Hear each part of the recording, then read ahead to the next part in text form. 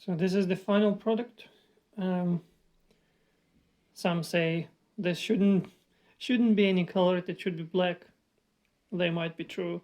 And some say it should be a little bit bigger, maybe, but in the hand of Sean, or not Sean, Fennec, I thought this was the overall size. And you can see it is light up until you open it up. When you open it up, it stopped being light up. Yep, but then you can put them together. It's not perfect. I made some mistakes, but this is how you turn it off and turn it on. Tin tin tin tin. Yep.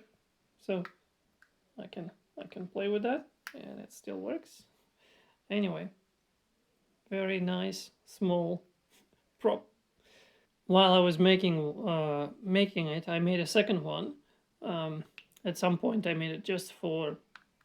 I printed it a second one just in case, because you have to print many many quantities just in case you break one. And so my son, he wanted his own, and so I didn't put actual LEDs, and as an afterthought, it was just this putty, the resin putty that I pretty much extruded from inside, and then they hardened, and I painted them red. And he has his own.